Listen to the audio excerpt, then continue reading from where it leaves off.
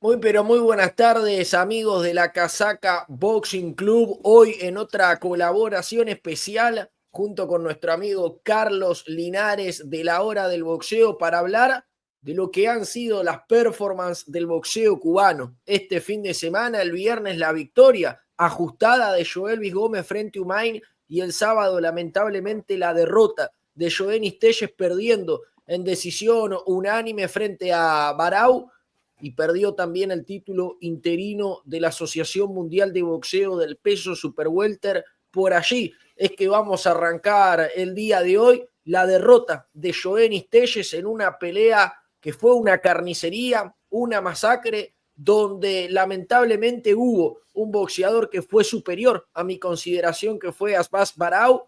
Triunfo en decisión unánime para el boxeador con raíces africanas y con suspenso también en las tarjetas, derribándolo en el último asalto y teniéndolo casi al borde del knockout en varias oportunidades. Carlitos, estuviste presente en la doble función. Contame cómo viste en primera persona la pelea de Jovenis Telles frente a Barau. Bueno, primero que todo, Franquito, agradecerte una vez más por traerme acá a tu programa, por traerme a la Casaca Boxing Club, este gran show que tienen ustedes, que continúa siendo número uno para nosotros y un ejemplo a seguir. Agradecido de estar por acá. Y también saludar a todas las personas que nos ven y colaboran también con nosotros. La cartelera fue tremenda cartelera. De manera general, fue un gran evento en el Caribe Royal. Fue un evento copromovido por Box Lab y MVP. Fue un evento con mucha organización, muchos requerimientos. Ahí, o sea, no ocurrió nada fuera de lo normal. Todo en orden para hablar de manera general también del evento. Y todo el mundo, todo el que asistió, ya fuese público o prensa acreditada o televisión de manera general, todo el mundo tuvo una muy buena recepción, una muy buena opinión de este evento. Usted sabe que en otras ocasiones se habla de cosas que ocurren en otros eventos y tal. Bueno, es verdad que también era un venue, en comparación con otros grandes eventos, bastante, para una menor cantidad de público, pero el Caribe Real se está convirtiendo en una gran casa para el boxeo. Y Jay Paul y MVP vieron esto y están organizando sus carteleras ahí. En cuanto a la actuación de Giovanni T y Abbas Barau, tú lo decías, yo estuve ahí en primera fila, estuve cubriendo las dos noches de cartelera allí y fue un gran combate. Primero que todo, yo lo vi como una gran pelea de boxeo por ambos boxeadores, porque para que uno baile necesitamos pareja, hay que decirlo de este modo. Y aunque Giovanni T terminó siendo superado por Abbas Barau, yo pienso que las tarjetas fueron muy consecuentes con lo que vimos arriba del ring. De hecho, muchas personas dicen, no, si no hubiese ocurrido la caída, quizás Giovanni T hubiese tenido oportunidades. Yo creo que no. Cuando analizamos la tarjeta de manera general, tú tienes las puntuaciones. Giovanni Stey, aunque no hubiese sido derribado en el round 12, al final del día los jueces iban a terminar dándole la decisión para Abbas Barau, que era como debía ser porque fue lo que ocurrió ahí. Entonces, en ese sentido, yo quiero elogiar a los jueces porque en muchas ocasiones tenemos cartelera donde desde la casa lo vemos perder o lo vemos con una decisión ajustada y los jueces terminan decantándose por desde la casa. Entonces, en este sentido, yo quiero elogiar lo que hicieron los jueces, al menos en este combate, que dieron una decisión justa desde mi óptica. No sé qué pensarán las otras personas de mi óptica. La decisión fue justa. Giovanni dio un gran combate, se plantó enfrente, pero fue superado por un hombre que vino con una mejor preparación que él. De manera general, de sentido general, esto fue lo que capté ahí. Cuando ya empecemos a hablar un poco más de la pelea, continuaré abundando en cuanto a esto. Sí, y dijiste varias cosas interesantes, Carlitos querido, entre ellas el derribo, al menos para tu considerar y también para el de los jueces, no terminó, perdón, por, digamos, dar el resultado final de la pelea. Es decir, el derribo no hacía la victoria. Sí, o sea, derribo, ya la victoria de Barau estaba en el round 12. Yo creo que con derribo o sin derribo la victoria era de él. Cuando analizamos las puntuaciones de las tarjetas, hay dos de los cuatro jueces que le dan los 5 rounds intermedios a Barau, los 4 primeros rounds, un juez lo divide 2 y 2 y los otros dos le dan 3 a Barau. Por ahí por los rounds 9 y 10 y 11 fue que Johnny Stella tuvo más o menos oportunidad, que fue cuando logró sacar, yo creo que ese extra de la parte física que él trajo para el combate, creo que le dio para 10, 11 rounds. Vimos lo que sucedió en el round 12. Él sabía que tenía que cerrar muy duro, lo intentó, porque yo estuve ahí, lo intentó en el round 12.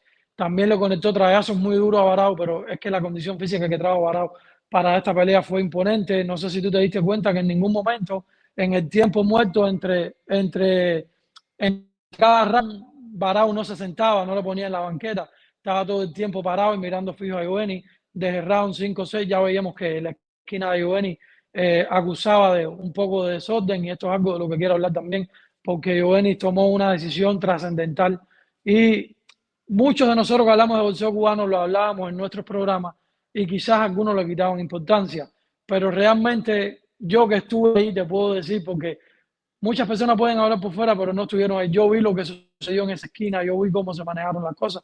Por lo tanto, yo puedo hablar con conocimiento de causa de lo que ocurrió ese día ahí. Y realmente se echó de menos tener una guía, tener un marinero legítimo para ese barco que es Giovanni Stelle, que cuando momentos de crisis dentro de un combate necesitamos ese capitán de barco que te diga, bueno, si no es por aquí, vamos a intentarlo por aquí. Y eso careció. La esquina de Giovanni Stelle careció de esto en este combate. Y justo a eso iba, Carlitos querido, porque era la primera pelea de Giovanni Stelle tras dejar a Ronnie Shields como su entrenador principal. Tengo entendido que mantuvo el equipo de trabajo, pero a quien quitó fue el capitán, justamente como bien mencionabas, que es, o era, mejor dicho, Ronnie Shields. Y yo noté desde aquí quizás una esquina desbordada, una esquina quizás que se lo estaba dejando comer quizás la situación de pelea, y que no pudo transmitir un mensaje de tranquilidad, no pudo hacer un ajuste dentro del boxeador. Me gustaría que me digas vos, Carlitos, que estuviste allí en el lugar de los hechos, ¿cómo fue que viste esos round a round y ese minuto de descanso y ese mensaje acción-reacción desde la esquina hacia su boxeador, en este caso Telles, perdón? Totalmente. Yo creo que lo primero que tenemos que hacer es hablar en cuanto a esto para situar a las personas, es que Telle no tuvo, él lo abordó antes de la pelea y él siempre lo comentó, él no tuvo ningún problema con Ronnie Shields, simplemente él se separa de Ronnie porque él quería probar cosas nuevas. Quizás cuando nosotros nos ponemos a pensar con la cabeza fría, quizás él en algún momento sintió que no tenía la atención que merecía de Ronnie. Ronnie es vastísimo en experiencia en cuanto a entrenador, tiene muchísimo recorrido, pero sabemos que ese gimnasio tiene varios boxeadores de talento, como su amigo David Morel, que todavía pertenece ahí, no sabemos qué va a pasar con su futuro, como varios boxeadores prominentes ahí, los hermanos Charlo, etcétera, y quizás él no sintió que él tenía eso que él necesitaba, un entrenador enfocado en él. Y debido a esto, o quizás él en algún momento no vio una mejoría en su boxeo, luego de la última pelea que él tuvo ante J-Rock, muchas personas acusaban de que el boxeo de Giovanni Stelle era un poco lineal, que se repetía en sus combinaciones, y al final del día terminó llevándose una decisión unánime y justa ante J-Rock, pero no vimos como una mejoría desde su pelea con el venezolano. Con Johan Hermanota González, a J-Rock no vimos un cambio, siempre fue el mismo boxeo, y quizás él, teniendo todo esto en cuenta y que no le brindaba la atención que quizás él necesitaba y piensa que merecía, él decidió irse de Ronnie Shields. Esto es algo que las personas deben saber, fue una decisión propia de él y no fue por ningún problema personal. Él comienza a entrenar con Jack, quien era su preparador personal, su preparador físico personal. Ha sido preparador físico de Shakur Stevenson en varias ocasiones, fue preparador físico de David Morel para la pelea con David Benavides, etcétera, etcétera. Pero queda demostrado, Franquito, que una cosa es tú ser preparador físico y otra cosa bien distinta es dirigir un boxeador de nivel arriba, un cuadrilátero en momentos de crisis. Y quizás Jack pueda tener muchos conocimientos de boxeo, yo no se lo quito, uno puede decirlo. Quizás Giovanni dijo, no, yo veo que tiene conocimientos de boxeo y puede aportarme cosas, voy a irme con él, y después de esta pelea, que era lo que él tenía pensado, me replanteo qué es lo que voy a hacer, para qué campamento voy fijo, etcétera, etcétera. Y él pensó que con esto lo iba a alcanzar. Ya vimos que no. Una cosa es saber tú manejar un entrenamiento, las cargas, etcétera, etcétera, debajo del ring, y otra cosa es, como tú decías, en momentos de crisis dentro de una pelea, tú sentarte con la calma y decirle a tu boxeador, mira, no es por aquí, es por acá. Las personas no lo saben, pero a medida que avanza una pelea de boxeo, el boxeador se va desgastando y las neuronas comienzan a entender menos, porque la irrigación sanguínea del cerebro disminuye y llega menos oxígeno. Si llega menos oxígeno, tú piensas con menos claridad. Si tú no tienes una voz ahí constante que te diga es así, es así, es así, tú no vas a recapacitar. Y esto fue lo que le faltó a Giovanni Stelle. Yo puedo decirte, Franquito, que incluso en los entrerring, Giovanni Stelle recibía mucha más información de sus amigos y familiares que estaban ahí cerca, no ringside, pero cerca de su esquina, y que le gritaban el mismo Alay Puli Rodríguez, te lo puedo decir, que es su hermano prácticamente, no de sangre, pero es su hermano porque es su mejor amigo. y él recibía más indicación inclusive de estas personas que estaban ahí que de su misma esquina. Y hay que decirlo de este modo porque fue lo que ocurrió. No podemos esconder las cosas, no podemos decir las cosas que no sé. Fue lo que ocurrió ahí ese día. Wow, tremendo el dato que Mm, aportaba Carlitos, querido, teniendo en cuenta lo que por lo menos desde aquí también se mm. notaba, ¿no? Un quizás caos en la esquina y sin dirección, sin rumbo, y un Telles que hasta de a momentos se lo veía mirar hacia atrás, ¿no? Como diciendo o escuchando quizás algo que venía por fuera. Físicamente lo superó. Barao hizo un combate perfecto, lo mandó a la lona, como dijimos en el último, creo que pudo caer a la lona Telles antes, mostró una asimilación, una piel de burro, ser un guerrero realmente. Ahora, boxísticamente, hizo un trabajo, mantuvo un tren de pelea altísimo durante los 12 asaltos, Barao, volumen de golpe al cuerpo y sobre todo un uppercut que le entró siempre a Telles. ¿Cómo viste boxísticamente hablando, Carlitos querido, el combate? Sobre todo, este Open del que tú hablas entraba muchas ocasiones cuando te hacía el cambio de guardia. A él le gusta hacer esto entre los combates, pero él nunca había abusado tanto de ese cambio de guardia de pararse a la zurda. Todos sabemos que el Body Punch de Johnny Stay, hay que decirlo, es su derecha, tiene una derecha endemoniada. Y de hecho, en ocasiones él pudo aterrizar esa derecha y cada vez que él aterrizó esa derecha, volada, veíamos que Barau la sentía, te lo digo yo que estaba ahí, también se veía en cámara, hay que decirlo sí. Pero cada vez que se viraba a la zurda, y él soltaba la derecha por delante, Barao lo tenía calculado. Se ve que lo estudió antes de la pelea por muchísimo tiempo. Sabemos que Barao por mucho tiempo entrenó con Jorge Rubio. Ya Jorge Rubio conocía el boxeo de Johnny Steye porque Jorge Rubio había entrenado al Iván Navarro, quien enfrentó a Johnny Steye hace creo que 4 o 5 peleas atrás, aquí mismo en el Caribe Royal. Y Barao sabía que Steye es un boxeador que no lidia muy bien con la presión. Y cuando tiene que lidiar con la presión es cuando comienza a hacer estas cosas de cambiarse de guardia, cosa que no está mal, pero no puedes abusar de esto. Yo creo que él abusó mucho de la guardia zurda desde el punto de vista defensivo, no es muy buena para él. Quizás desde el punto de vista ofensivo sí, pero desde el punto de vista defensivo no. Y esto lo vimos este día ahí. Entonces, Barao trajo un tren de pelea endemoniado. De hecho, si nos ponemos a analizar los números de Compubó, que yo me puse a mirarlos ayer domingo, porque no tuve tiempo para mirarlos el sábado, estaba allá, y eso, Barao fue subiendo su volumen. De hecho, Barao fue subiendo su volumen a medida que avanzaba el combate. Telles entró en este combate cuerpo a cuerpo, no supo lidiar con la presión y el camino más efectivo que él pensó que encontró fue entrar en el combate en la corta distancia. Al final del día, si analizamos, entre ambos combinaron más de 1.500 golpes. La diferencia de golpes aterrizados no fue mucha, fue cuando más de 10, 15 golpes, creo que 215 por 216, y en 5 de los 6 rounds de la pelea, la diferencia de golpes fue de 4 golpes, es decir, que fueron rounds muy cerrados desde el punto de vista de golpes aterrizados y de golpes recibidos y tal. Pero sí, es más dañado ahora careciendo de un poco de preparación física. Al final del día, el físico de Barao terminó imponiéndose y hay que decirlo sí, Barao sin ser este boxeador que pelee bonito como si lo es Sander Saya, sin este peleador que no es mal técnicamente, pero tampoco es un superdotado técnicamente, es un boxeador simplemente que trae un plan de pelea, de poner muchísima presión, de aumentar su volumen de boxeo a medida que avanzara la pelea, y esto fue lo que ocurrió. Telles cayó en este ritmo de pelea, no supo quitárselo de arriba y el camino que encontró no fue mejor, no pudo hacer ajustes dentro del combate. Creo que los mejores rounds para Telles fueron los rounds 10 y 11, que fue donde logró pelear un poquitico más atrás, porque creo que Barao acusó de cansancio en estos 2 rounds, pero al final del día terminó cerrando el round 12 a todo tren y fue lo que terminó decantándose. Desde el punto de vista bolsístico, se lo vio por delante, hay que decirlo franquito. Te trató de plantarle cara, trató de aterrizar lo más que pudo, trató de fajarse porque inclusive en el round 12, estando dañado, lo hizo, pero realmente no tuvo oportunidad ninguna hasta ante este tren de pelea que trajo Barao. Totalmente, Carlito, los estilos se fusionaron a la perfección y sin duda fue la pelea de la noche. De hecho, creo que la noche debió de terminar después de la pelea del bandolero con Barau.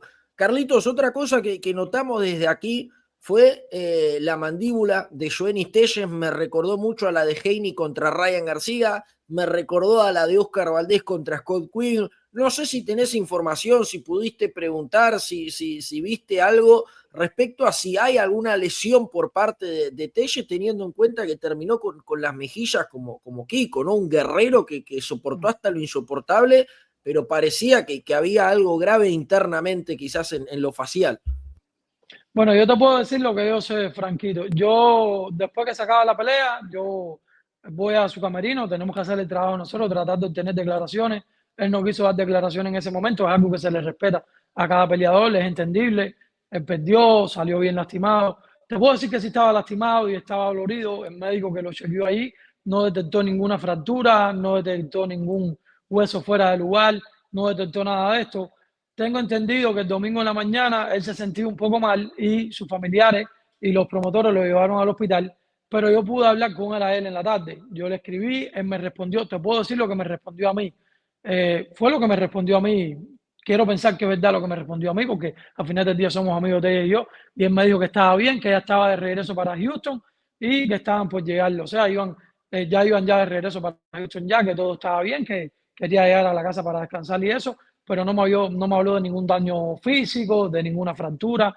Tengo entendido que las resonancias magnéticas salieron bien en el hospital el domingo en la mañana.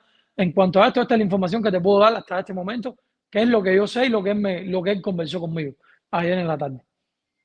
Excelente información, Carlitos querido, y te voy a realizar la última respecto a Telles, así vamos a la pelea de Joelvis Gómez.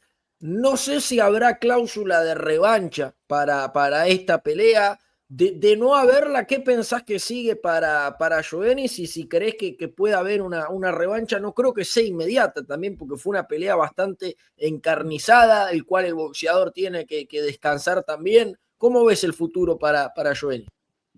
El equipo y la esquina de Giovannis, ellos van a tratar de forzar una revancha. Creo que al final del día fue una gran pelea y una revancha sería muy buena también. Pero tengo entendido que no había cláusula de revancha, que lo que había, el plan que había pre-pelea era que Giovanni se convirtiera en campeón mundial interino y en el momento que Terence Crawford subiera al cuadrilátero contra Canelo Álvarez iba a ser despojado de este título mundial WBA en la 154, iba a ser declarado Giovanni campeón mundial absoluto de la división, y de ahí para allá creo que le iban a ordenar a él la mandatoria contra uno de los charlos. Era el plan que había. O ya vimos que también se interpuso este plan de Sander Saya, pero al final del día todo Ran anda dando vueltas por todos los lugares y no tiene nada específico a día de hoy.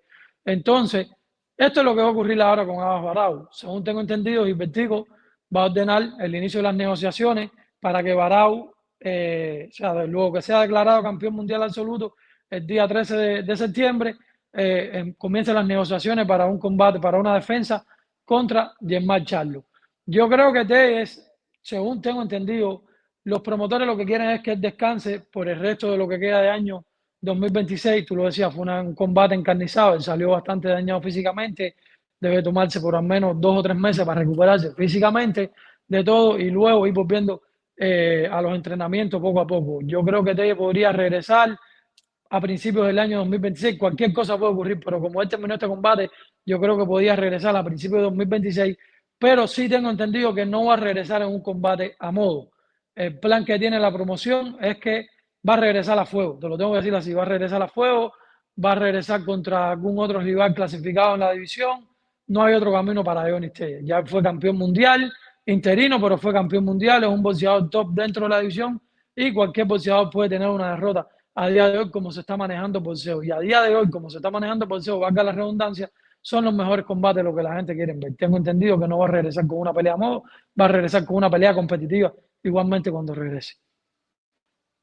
Muy buena información, como siempre, Carlitos, a seguir al pendiente entonces de qué sigue para el bandolero, que en principio lo veríamos reaparecer y con justa razón y lógica recién el año que viene, descansando obviamente lo que queda del año. Carlitos, nos mantenemos aquí en las 154 libras, pero ahora te voy a preguntar por Joelvis Gómez, un Joelvis Gómez que enfrentó a Edwin Umain el día viernes, es decir, un día antes de la pelea de Joenny Telles, y regresando a las 154 libras, algo que en la previa me llamó la atención, pero para bien, teniendo en cuenta que allí quizás fue donde se vio el mejor nivel de Joel Luis Gómez, venció en decisión mayoritaria a Umain, comenzó muy fuerte, creo que los primeros 3 asaltos, después empezó a menguar, cuarto, quinto, sexto, séptimo, si no me equivoco, y a partir del séptimo volvió a prender la máquina. ¿Cómo viste el regreso de Joel Luis a las 154 libras y qué te pareció esa decisión mayoritaria? Fue tremendo también el combate de Joel Luis Gómez. De antemano tengo que decir que yo vi ganar a Joel Luis Gómez, como mismo te dije anteriormente, que vi perder a Iván Istey, que fue superado. Yo vi ganar a Joel Luis Gómez. Al final, 2 de los jueces lo vieron ganar, uno lo vio empate, y yo creo que la decisión es justa. Joel Luis Gómez, tú lo decías, regresaba a las 154 libras, llevaba 11 meses sin pelear, prácticamente un año. Y yo creo que al final del día lo que termina acusando el rendimiento de Joel Luis Gómez es esto. Estos largos periodos de inactividad que él tiene. Tenemos que recordar que Joel Luis Gómez tiene todavía un caso en corte con su anterior manejador, Jesse Rodríguez, etcétera. Eso no ha acabado a día de hoy. Y eso siempre, y hay que decirlo así, eso siempre le dificulta obtener combates seguidos e ir a algunos combates, porque hay problemas legales, etcétera, etcétera. Entonces, el plan que tiene Borlap es traerlo lo más pronto posible. Después te voy a abundar en cuanto a esto. Pero Joel Luis Gómez va a seguir haciendo carrera en las 154 libras, porque ahora muchas personas piensan que no debía bajar a las 154 libras. Yo le pregunté personalmente, de hecho yo puse la entrevista en mis redes sociales, y él lo que acusa es esto, su largo periodo de inactividad, y lo que me dice a mí tras cámara es que él tuvo que hacer un recorte de peso muy drástico, porque él cuando le dicen que va a pelear en esta cartelera, primero no había un rival inicial para él, y no se sabía si la pelea iba a ser en 160 o en 154. Luego de esto le comunican el plan de bajarlo a la 154 y él dice que sí, él quería pelear. Y a él no le desagradó la idea porque él puede hacer esa división. Pero lo que pasa es que como que él llevaba tanto tiempo peleando en la 160, él se movió un poco por encima del límite de los boxeadores siempre caminan un poco, 10, 15 libras por encima de su peso normal. Entonces, agrégale esto también 7 libras más de la 154. Y entonces, cuando le dicen que va a ser en 154, tienen que hacer un recorte de peso drástico en un periodo de tiempo muy corto. Y quizás esto le terminó pasando un poco de factura para dar el peso. De hecho, da la 154 exacta si tú vas y buscas. Pero yo creo que teniendo en cuenta que él empieza el combate de una muy buena manera, de un muy buen modo, comienza el combate, termina llevándose a Jumaña por delante en los 3 primeros rounds, pero mermó mucho su físico por el intermedio de la pelea. Gracias a Dios logró captarle un segundo aire, gracias también al trabajo de su esquina, hay que decirlo, el trabajo del Sky, que es el ayudante, que es el entrenador cabecera luego de Ismael Sala. Ojalá y un día lo pudiera traer por acá. Creo que es uno de los entrenadores cubanos con más desarrollo en un corto periodo de tiempo en lo que va de boxeo profesional. Bueno, te adelanto que el Sky estuvo en la esquina de Joel Luis Gómez. El sábado fue a Tampa porque uno de los muchachos que maneja, para decirte, Tampa está a Orlando, sobre todo más o menos a hora y media de transporte porque el tráfico se pone muy pesado. El sábado en la mañana va a Tampa porque uno de sus pupilos también de gimnasio en Sala, un peso pesado cubano muy joven, se llama Iván Bernal, que hoy están manejando, peleó en Tampa. Él dirige la esquina de Joandri, Joandri gana por KO en 4 rounds, creo, y él regresa luego de la pelea de Joandri para Orlando nuevamente a dirigir la esquina junto con Sala de Angelino Córdoba. Vimos las indicaciones que le dio directamente a Angelino Córdoba. Es decir, que se está convirtiendo el Sky en la mano derecha ahí de Sala, y el mismo Sala nos lo dijo en la entrevista posterior a la pelea. Entonces fue muy bueno el trabajo, quería recalcar esto, de Sala y de Joandri Sky en traer de vuelta a Joel Luis Gómez, cogió este segundo aire y terminó cerrando el combate de un muy buen modo, combate que ya te digo, yo lo vi ganar. A mí me gustó al final del día que Joel Luis Gómez tuviese este tipo de combate porque son 10 rounds muy buenos, muy valiosos para él, y ya él sabe en lo que tiene que trabajar para su próxima pelea. Sí, completamente, un abrazo gigante al Sky. Tuve el placer, Carlitos, de conocerlo ahí en Vegas cuando fuimos al gimnasio de Salas. Ya para ir cerrando, Carlitos querido, y no quitarte más tiempo, ¿qué crees que siga para Joel Luis Gómez? Algo nos adelantaste que es quedarse a priori en la división, insisto, algo que creo que es bueno, sobre todo también por lo hecho antes de esta pelea, ¿no? Donde si bien hubo ese traspié quizás en lo físico, era un boxeador que se lo notaba más fuerte, más rápido, más veloz en reflejos también en 154 defensivamente hablando. ¿Qué crees, Carlito, que pueda llegar a ser lo próximo para Joel Luis? Y si crees que lo podamos llegar a ver para fin de año, teniendo en cuenta que Box Lab lo quiere activo, ¿no? Sí, bueno, hay un plan muy grande para él. Ya te digo, hay que ver cómo se maneja el tema que él tiene extradeportivo, pero hay un plan muy grande para él en las 154 libras. Tú lo decías, se vio muy bien, hay que decirlo, sí. En los mejores momentos de la pelea de Iorbi fueron muy buenos, se vio con gran explosividad y con grandes reflejos. Las personas piensan que no, pero yo sí pienso que él tiene la pegada para las 154 y estoy seguro que como que él ya sabe que se va a mantener en las 154 libras, el trabajo físico que hace Dulorme en el gimnasio de Ismael Sala es muy bueno. Yo creo que su próximo combate lo vamos a ver mucho mejor todavía. El plan que tiene Box Lab es tratar de traerlo en el mes de octubre o en el mes de noviembre, es lo que tengo entendido. En el mes de octubre, Box Lab va a estar organizando junto a MVP una cartelera en Telsa. Tengo entendido que va a ser en South Padre Island, esto es por una isla que hay por la parte sur de Houston. Tienen pensado hacer una cartelera y el plan es tratar de traer a Bobby Gómez en esta cartelera en otro combate en la 154 y de salir victorioso y probablemente lo podamos ver antes que se finalice el año en una gran cartelera. Hay un plan muy grande para Bobby Gómez y nada, es lo que estamos esperando, pero yo sí te garantizo que si no es en octubre, antes de fin de año, Bobby Gómez vuelve a pelear porque es lo que quiere Box Lab. Y ya te digo, a mí me gusta Bobby Gómez, sobre todo a mí me gusta mucho Bobby Gómez en las 154 libras porque se ve físicamente grande para la división, se ve fuerte. Y ya te digo, probablemente, como que él ya sabe que se va a manejar en esta división por un periodo de tiempo, él logre dar el peso con más facilidad y logre mantenerse en el peso con mejor facilidad y no tenga que desgastarse tanto para dar el peso para su próxima pelea. Y esto es algo que le va a favorecer. Joelby Gómez, yo sí pienso que sigue teniendo el talento, al contrario de lo que las personas pueden pensar. Yo pienso que lo que sucede con Joelby Gómez en el ring es un poco más psicológico que todo lo otro que podemos pensar. El boxeo es muy psicológico y él en algunos periodos de pelea como que se va a decir. Y esto es lo que termina haciendo, se va del plan de pelea, se va a decir. Pero bueno, gracias a Dios tiene un timonel ahí, ya te digo que lo vuelve a traer de vuelta, pero cuando él logre limar esto que él tiene, cuando él logre trabajar en esto y aferrarse al plan de pelea que siempre le plantea Sala y le Sky, yo pienso que podemos ver un mejor Joe Gómez todavía. Comparto, Carlitos, el famoso control de las emociones, que es algo muy difícil y al mismo tiempo necesario, sobre todo en este deporte. Hablaba con Oscar Valdés hace unos días y me decía que justamente uno de sus objetivos para su próxima pelea es poder controlar eso, las emociones, porque muchas veces se deja llevar por esa sangre caliente y se termina yendo del plan de pelea y termina cogiendo golpes innecesarios, y se va y se vuelve errático y se desespera y es el famoso control de las emociones que cuesta tanto también. Carlitos, te quiero agradecer, hermano, por el tiempo. Decinos dónde te encontramos, las redes sociales. Sé que en YouTube estás como La Hora del Boxeo, pero por favor, danos más detalles de dónde te podemos encontrar, mi querido amigo. Como siempre, agradecerte y esperarte pronto aquí en tu casa, la Casaca Boxing Club.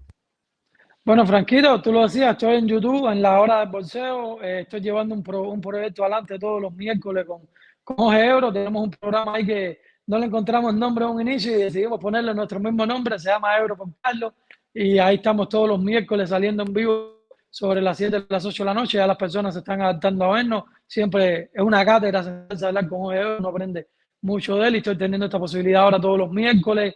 Queremos empezar a hacerlo una segunda vez por semana también, ayer salimos. Estoy en YouTube como La Hora del Bolseo, en Facebook como Carlos Linares Sánchez y en Twitter igual como Carlos Linares Sánchez, al igual que en Instagram. Y agradecido contigo una vez más por darme la posibilidad de estar aquí, ¿por qué no? Cada vez que se pueda regresar por acá y hablar un poco con respecto al bolseo cubano y al bolseo mundial. Gracias, Carlitos, querido. Esta es tu casa. Voy a prenderme ahí cuando puedo, cuando tengo tiempo, los escucho. La verdad que es un placer enorme escuchar a las dos bestias del boxeo cubano, tanto a ti como a Jorge Ebro. Y cuando la invitación esté, estamos allí también en Oye, la hora del boxeo, mi hermano. Clavamos campamento ahí. pero por supuesto, claro que sí. Cuando ustedes quieran que tengan tiempo, le hacemos la invitación y van por allá, sin problema ninguno. Gracias, Carlito, querido. Un fuerte abrazo, hermano.